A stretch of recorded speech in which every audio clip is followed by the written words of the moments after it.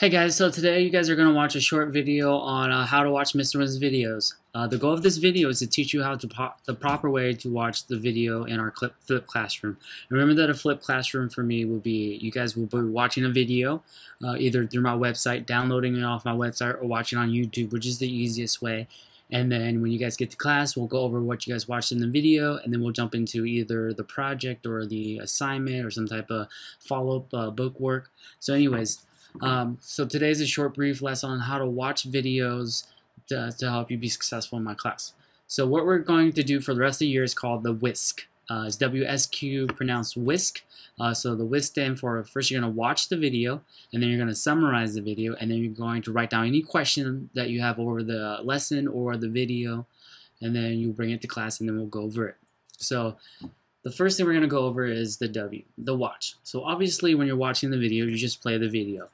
The great thing about the video lessons is that you can pause the video. There are two specific reasons why I want you to pause the video. The first reason is you need something repeated. Remember that sometimes in class, I'm going a million miles a minute. You are probably focused on something else besides the lesson. So this way you can just watch the video, and then if something is confusing, you can pause the video and then write down whatever you need to write down the example, work out the example, and especially for those of you that can want to beat me, you can write down the problem, solve it first, and then play the video, and then to see if you get it correct. You'll be writing something down in your notebook almost most of the time. Most of the time you'll be writing down notes or examples in your math notebook. It's also important that you rewind the video. If you want to hear something again, if I say something too fast and you didn't catch it the first time, it's very important that you feel comfortable in rewinding the video, pausing it, copying down notes, copying down the problem, working it out, pushing play, and then rewinding it if you need extra help. And the great thing is these videos will be posted all year, so you can come back and rewatch these videos before a test.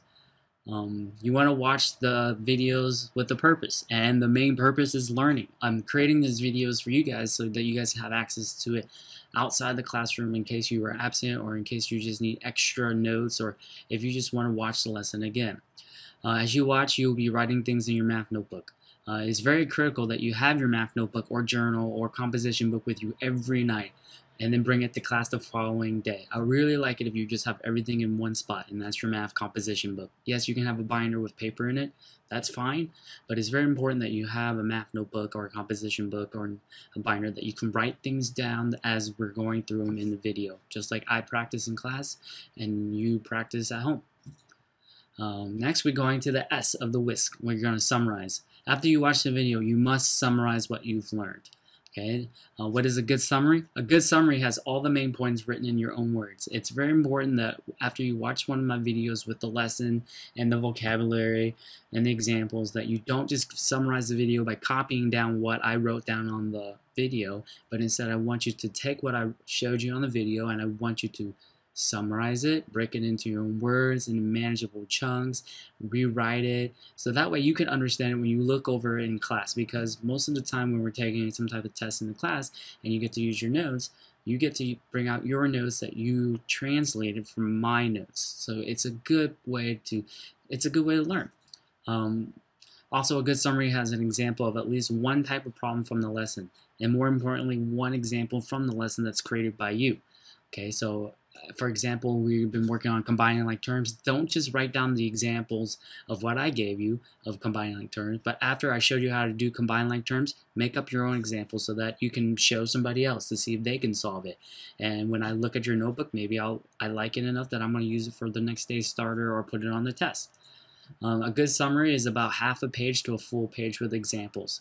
Okay, so I imagine how this is going to happen is that when you're watching the video, just write W.S.Q on a piece of paper. You're going to watch the video, write down notes, and then when you have anything that you jot to the side, if you have questions, you can jump down in a question column if you want. But it's very important that you organize the W.S.Q and you organize the WIS as you're taking notes and summarizing the examples. Other ideas to make your summary awesome, obviously connect it to the lesson that we've already done this year. If we're combining like terms, see how you can connect it to combining like terms with solving one, two, or multiple step equation. And more importantly, it'll be even better if you can connect and summarize the examples and the lesson to something in your own life. If we're using, again, going back to combining like terms, see if you can use multiple variables. What can you combine? Connect it to your own life so that you can, it builds a better connection. Next, we're going to talk about question. After the summary, I want you to write down any questions you had about the video. If I went too fast and you rewind it a couple times and you still didn't understand it, write it down. Ask me when you get to class. Here are some guidelines of good questions. Ask questions about what you didn't understand from the lesson. Simple as that. If you don't understand how to do something and the video is still confusing you, immediately write it down. Ask questions about something you think someone else might not understand. So for example, if you understood everything in the video, everything's a-okay, you understood it completely, but I still want you to write down a couple questions about what you think someone in our class or someone in the grade below or the grade above might have about the lesson or the video. Ask questions about something you need to know to expand your knowledge beyond the lesson. So after watching the video, I want you to think about questions. What do I need to know now to be better or to reach the next part of this lesson or to move into the next section? Okay. I want you to write down. On the screen you'll see an effective question. So if we're working orders of operation, I just don't want you to simply write down the question, how do I use the order of operations? The reason why I feel like that's an ineffective question is because it's too vague, it's too basic. It doesn't really allow me to help you.